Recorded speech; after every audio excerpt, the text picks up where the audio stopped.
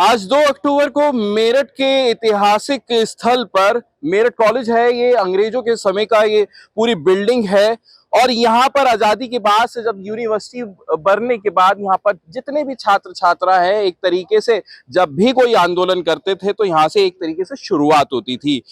आज 2 अक्टूबर के दिन यहाँ समाजवादी पार्टी के लोग यहाँ पर मौजूद हैं। विधायक है अतुल प्रधान और सत्याग्रह कर रहे हैं। अतुल प्रधान से बात करेंगे क्योंकि 10 अक्टूबर भी नजदीक है और 10 अक्टूबर को इनका ऐलान है कि एक बड़ा जन आंदोलन करने जा रहे हैं। सबसे पहले आप ही से बात करते हैं अतुल जी। विधायक जी ये बताइए, 10 अक्टूबर तो अभी 8 दिन हफ्ता भर है। पूरी तैयारी आपकी हम देख रहे हैं, गांव गांव आप जा रहे हो, लोगों की समस्याओं को, लोगों को जागरूक और इकट्ठा कर रहे हो। आज सांकेतिक एक तरीके से धरना आपका है, ये क्या कहना चाहते हैं और किस तरीके से पूरी तैयारी और है? देखिए, सबसे पहले मैं आपके माध्यम से 2 अक्टूबर गांधी जयंती के अवसर पर और जय जवान जय किसान का नारा देने वाले हमारे लाल बहादुर शास्त्री जी की जयंती पर आपको और आपके चैनल के व्यूअर्स को और सबको, देशवासियों को शुभकामनाएं देता हूं। स्थिति बहुत खराब है। जैसा सोचा था हमारे महापुरुषों ने, इस तरह का नहीं है, उससे ठीक विपरीत है। तो उसी चीज को लेकर, दवाई और पढ़ाई को लेकर हम एक बड़ी लड़ाई लड़ने जा रहे हैं, बड़ा आंदोलन करने जा रहे हैं और वही हमारी तैयारी है। आज तो हम सांकेतिक रूप से आज हमने पुष्प अर्पित की। कुछ देर हम लोग बैठे हैं। सुबह से नौजवान कई जगह के छात्र संघ के अध्यक्ष, पूर्व अध्यक्ष और पार्टी के और पदाधिकारी, साथ साथ आम नौजवान यहाँ पर पिछले 3 घंटे से लगातार सांकेतिक रूप से बैठे हुए हैं। मैं तो अभी थोड़ी देर पहले ही आया, कई जगह होता हो, तो मैं भी इनके थोड़े से सांकेतिक रूप से मैं भी यहाँ पर बैठा हूँ। फिर मैं भी गाँव दोबारा जा रहा हूँ, अभी बस तुरंत आपके बाद ही। तो मेरा अपना कहना यही है कि आपके माध्यम से कि जो सरकारी अस्पतालों की बदहाली किसी छुपी नहीं है। आप रोजाना मेडिकल कॉलेज को कवर कर रहे होगे। कभी सफाई कर्मचारी हड़ताल पर हैं, 8,000 रुपये सैलरी है। आज मेरे पास गार्ड इकट्ठे होकर वो स्थिति है। वहाँ रोज कभी तमींदार डॉक्टर को पीट दे रहे हैं, कभी डॉक्टर तमींदार को पीट दे रहे हैं। चूंकि व्यवस्थाएं सब चौपट है और अंधेर नगरी चौपट राजा, वो वाला इस समय का हाल है। भारतीय जनता पार्टी के जितने नेता मेरठ में हैं, लगभग उनमें से 70 से 80%, 90% लोग जमीनों का काम कर रहे हैं। अभी आपने कुछ दिन पहले देखा होगा कि इस तरह के जुलूस निकल रहे थे जमीनों के ऊपर, और कोई ढंग से जांच करा दे। पता तो चला था एक दिन अखबार में कि माननीय मुख्यमंत्री जी ने कुछ जांच बैठाई है अपने मंत्रियों पर। हम तो चाहते हैं उसकी सच्चाई सामने आ जाए। अगर माननीय मुख्यमंत्री जी सचमुच में जांच कराना चाहते हैं तो एक स्पेशल टीम भेज दीजिए मेरठ या ऐसे जगहों पर जहाँ जहाँ स्थिति है। अलग अलग जिलों में भी है यही स्थिति है, और इनकी जांच करा लीजिए। और मैं तो कह रहा हूँ सारे मेरठ के जनप्रतिनिधियों की जांच करा लीजिए। सबसे पहले हमारी भी जांच करा लीजिए कि हमारे पास क्या संपत्ति, क्या उल्टा सीधा काम कर रखा, लेकिन अपनों की भी इनकी जांच करा लें। और ये लोग बल्कि लोगों को लाभ देने के बजाय, लोगों की मदद करने के बजाय, जो लोग मर रहे हैं अस्पतालों में, सरकारी अस्पतालों की दुर्दशा के कारण, सरकारी स्कूलों की जो मरने की स्थिति है, सरकारी स्कूल भी मरणसन हालत में है, उनकी व्यवस्था को नहीं करना चाहते। ये लोग सीधे सीधे बस यही चाहते हैं कि बस जो ये कह दें वही सही। क्या हाल हो रहा है पूरी जगह कोऑपरेटिव, अभी आपके गन्ना के चुनाव, समितियों के चुनाव का क्या हालत है। हर जगह लोग धरने कर रहे हैं, प्रदर्शन कर रहे हैं। लोकतंत्र को इन्होंने बर्बाद कर दिया। सोचिए, इस पूरी व्यवस्था में ये लोग कहाँ टिकते हैं। जनता पूरी तरीके से नाराज है और मुझे लगता है कि 10 अक्टूबर से एक बड़ा विशाल पड़ाव हमारा यहाँ पर होगा और जनता का सहयोग इसमें मिलेगा, क्योंकि विषय जनता का है, दवाई और पढ़ाई। और मैं कहना चाहता हूं, जो भारतीय जनता पार्टी के लोग, बताइए कितनी छोटी हरकतें हैं इनके मंत्रियों की, विधायकों की। छोटे से होर्डिंग लग गए, इसी से घबरा गए, इसी से तुम्हें लग रही है घबराहट। आइए अभी आगे आगे जनता तुम्हें बताएगी। आपको उनकी घबराहट का कैसे पता चला? क्या आपके कुछ संदेश आया? आप ये बताइए, इससे तगड़ा क्या संदेशा हो जो 2 होर्डिंग नहीं पचा पा रहे हो दवाई और पढ़ाई पर। क्या लिखा हुआ उस पे? महंगी दवाई, महंगी पढ़ाई के विरोध में। तो इनको क्या चिरावट हो रही है उससे? क्या इनकी दिक्कत है उससे? आप नगरायुक्त साहब से पूछना कि आप बताओ, आपने किसकी वजह से वो आदेश दिया ये हटाने का होर्डिंग, बताइए ना। हमने परमिशन लेनी है, लेटर लिख के हम परमिशन ले लें। क्या होर्डिंग यहाँ पर नहीं लग रहे थे? क्या सबके नहीं लगे? भारतीय जनता पार्टी के नेता नहीं लगाते क्या? क्या दूसरे दल के और नेता नहीं लगा रहे, जिनके इनके चाहने वाले वो नहीं लगाते? तो क्या दिक्कत है भाई तुम्हें? और तुम्हें परेशानी क्या है? क्या लोकतंत्र में धरना प्रदर्शन अवैध हो गया?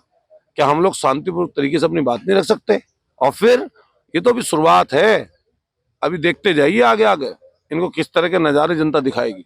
लेकिन विधायक जी, आपने पहले भी ये आंदोलन करा था, आप अनशन में बैठे रहे, कहाँ कमी रह गई जो आपको दोबारा करना पड़ रहा है अच्छा, आंदोलन? कमी ही कमी है। जितने वादे करे उन्होंने पूरा कौन सा किया बताइए? क्या दवाई बाहर से ले पा रहे हैं मरीज? क्या पूछिए इनसे, क्या सरकारी अस्पतालों में डॉक्टरों की भर्ती हो गई?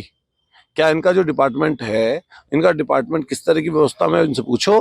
क्या इनसे पूछो जो जांच की व्यवस्थाएं थी क्या इन्होंने ठीक कर ली? क्या फीस की व्यवस्था हर दिन बद से बदतर नहीं होती जा रही?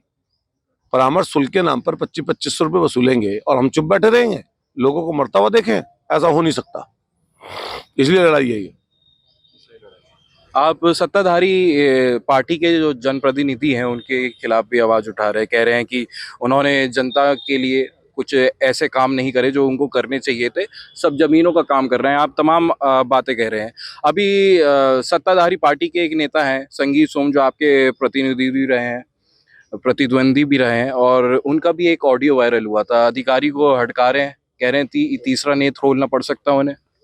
उनको अगर तीसरा नेत्र खोलना है तो ये जो गरीब गुरबा लोग मर रहे हैं, पिस रहे हैं, अस्पतालों में लुट रहे हैं, ये जो क्या नाम इस प्राइवेट स्कूलों ने खुली लूट मचा रखी है, तीसरा नेत्र क्यों नहीं खोलते भाई? ऐसा तीसरा नेत्र खोलो जो तुम्हारे साथी संगी साथी तुम्हारे भाजपा में जमीनों का काम करते घूम रहे हैं, ये लोगों को परेशान कर रहे हैं, बड़े बड़े भूमाफियाओं में इनकी श्रेणी है, इन पर कब तीसरा नेत्र खोलोगे? और फिर अभी घमंड उनका कम नहीं हुआ है, लेकिन ये जनता सब देखती है। जो उनकी घमंड की बातें हैं, वो घमंड की बातें पहले भी नुकसान ठाए हैं। हम तो कह रहे हैं कि इसी तरह का घमंड अपने मन में पाल के रखें। इसी तरीके का घमंड मन में पाल के रखे। अभी वो कह भी रहे थे मुरादाबाद में एक जनसभा को संबोधित करते हुए कि अगर जनता का काम नहीं करा तो अधिकारियों को जनता के जूते से ही पिटवाऊंगा। अब पता नहीं जनता को कौन जूते जूते से पिटवा देगा। अरे यार, जनता के जूते से अधिकारी को। तो कैसे जनता के? तुम फिर सरकार में नहीं हो क्या? तुम्हारा विश्वास नहीं है सरकार में? अरे मुख्यमंत्री जी चिट्ठी लिख के भेजो ना भाई, तुम तो सरकार में हो, सरकार से सुविधा तो लोगे, सरकार से सुविधा तो लोगे। हम तो तब जाने जो वो साथ में 5-4 गाड़ी पुलिस की चल रही हैं उसका त्याग कर दें और कह दें कि भाई मैं जो है तब तक अपनी सुरक्षा नहीं लूंगा जब तक ये अधिकारी जो है सही नहीं होंगे, ईमानदार नहीं होंगे। सबसे पहले नेत्र अगर खोलना है अपना तो इन्हीं भ्रष्टाचारियों के ऊपर ऐसे ही खोलें और किसी जगह बैठ जाएं। आज तो गांधी जयंती है, आज इसी अवसर पर कहीं गांधी जी की मूर्ति के सामने बैठकर तीसरा नेत्र खोल दें अपना। तीसरा तीसरा जो नेत्र है उसको खोले। अरे यार, डरो भगवान से। ये भगवान भोलेनाथ जी का अपमान है, ये भगवान भोलेनाथ का अपमान है। ये इस पूर्व विधायक ने भगवान भोलेनाथ का अपमान किया है। तीसरी आंख भगवान के मानी जाती है, और अगर जो भोलेनाथ के मानने वाले लोग हैं वो इन्हें कभी माफ नहीं करेंगे। मैं कह रहा हूँ आने वाले समय पर इस चीज का सबक भोलेनाथ और जनता ने सिखाई। भगवान की आपने बात करी तो उनका एक और बयान था मुरादाबाद में ही, अपने समाज को संबोधित करते हुए उन्होंने कहा कि एक दो भगवान को छोड़ के बाकी सारे भगवान हैं जो क्षत्रिय माँ की कोख से ही जन्म लिया है। हम कह रहे हैं कि अब क्षत्रिय की परिभाषा तो वही बताएं, वही क्षत्रिय कौन कौन लोग हैं। अब ये तो वर्ण की व्यवस्था है। मैं तो सही बताऊं आपको, वर्ण व्यवस्था में मैं तो विश्वास रखता नहीं। मैं तो कोई संविधान में विश्वास रखने वाला आदमी हूं। तो वो बताएं लोगों के बीच में आके क्या उनका संविधान में विश्वास है या नहीं है। और अगर वर्ण व्यवस्था में है तो मैं आपकी तरफ से चेतावनी देना चाहता हूं उन्हें कि वर्ण व्यवस्था पर कहीं बहस करनी हो तो मैं उन्हें कहता हूं कि कभी आ जाइए वर्ण व्यवस्था पर, हमसे बहस कर लीजिए। हाँ, आपको लगता है भगवान जातियों में भी बटे हुए हैं? अब ये अपने आप अपने हिसाब से जातियों में अपने फायदे के लिए बांट लेते हैं। जब तीसरी नेत्री उसके माथे में है तो भाई उससे ये उन्हीं से ये पूछो भाई, वो तीसरा नहीं जब तुम्हारे पास है तुम्हें भगवान की जरूरत क्या? तुम तो खुद ही भगवान हो। प्रधानमंत्री जी डायरेक्ट कह रहे हैं, सीधा भगवान ने मुझे भेजा है, डायरेक्ट भगवान जी ने भेजा है, माँ बाप थे ही नहीं। तो अब ये जब ये इनके ये भी जो हैं इनसे पूछो भैया तीसरा नेत्र कहाँ से खोल दो, ये भ्रष्टाचारियों को भस्म कर दो। भ्रष्टाचारियों को भस्म कर दो। अच्छा, ये नेम प्लेट वाला विवाद अभी भी फिर उठा है एक बार, और नेम प्लेट लगानी अनिवार्य कर दी गई है, तो क्या कहना चाहते हैं आप इसको लेकर? नेम प्लेट के लिए बस मैं इतना कहना चाहता हूँ कि सबको सम्मति दे भगवान। तो इनको जो है भाजपा वाले लोगों को ये कहो कि जो लोग मर रहे हैं गरीबी के कारण, भूख के कारण, इलाज के कारण, पढ़ाई नहीं मिल पा रही, उस पर जो काम करो तो ज़्यादा अच्छा है। थोड़ा सा आपकी भी पार्टी के नेताओं की बात कर लेते हैं। विधायक है महबूब अली, वो कह रहे हैं कि मुस्लिम समाज की जो है जनसंख्या वो बढ़ती जा रही है, इनके सामने अब भारतीय जनता पार्टी नहीं टिकने वाली। अच्छा, मेरा एक कहना है, मेरा अपना एक मत है, किसी दूसरे का अपना मत है, मैं तो उस पर सहमत हूं नहीं। और रही बात किसी की आबादी बढ़ने घटने की, सरकार जो है अपनी व्यवस्था देखे। पहले परिवार नियोजन की स्कीम चलती थी, सबसे पहले लोगों को पढ़ाए, शिक्षा की तरफ जो है ध्यान आकर्षित करे, लोगों को शिक्षित करे और परिवार नियोजन की स्कीम चलाएं जिससे लोग जागरूक हो सकें और इस पर काम करे सरकार। लेकिन मुद्दा तो उस चीज का है कि किसी भी बात पर हिंदू मुसलमान बनाओ। आपके पार्टी के अध्यक्ष हैं अखिलेश यादव, हालांकि सुप्रीम कोर्ट ने रोक लगा दी है बुलडोजर के एक्शन को लेकर, लेकिन उन्होंने कुछ दिन पहले ये कहा था कि अगर हमारी सरकार बन जाएगी तो सबसे पहले गोरखपुर की तरफ बुलडोजर का मुंह करेंगे। राष्ट्रीय अध्यक्ष जी ने जो कह दिया वो सही कह दिया, हम उसको गलत कह ही नहीं सकते। जो राष्ट्रीय अध्यक्ष जी ने कह दिया हमारे, वो बिल्कुल ठीक कहा।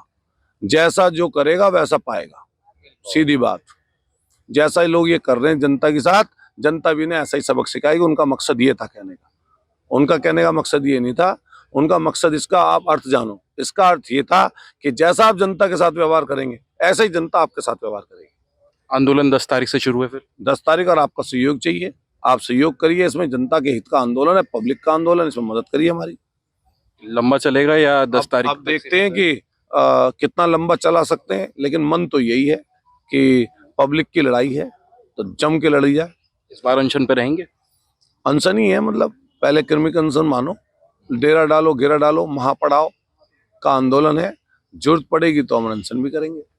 बहुत बहुत शुक्रिया बात करने के लिए। तो ये थे हमारे साथ अतुल प्रधान, समाजवादी पार्टी के विधायक, जो सरकार के नेताओं पर जमकर बरसे हैं और 10 तारीख से जो अनशन, एक तरीके से इन्होंने कहा है कि ये अनशन ही समझिए उसे, और जन आंदोलन है। जन आंदोलन की शुरुआत 10 अक्टूबर से करने जा रहे हैं और उसे जब तक मांगे पूरी नहीं कर ली जाएगी तब तक ये अनशन, या ये कहें कि ये आंदोलन जारी रहेगा। अनमोल शर्मा, टीवी 9 उत्तर प्रदेश, मेरठ।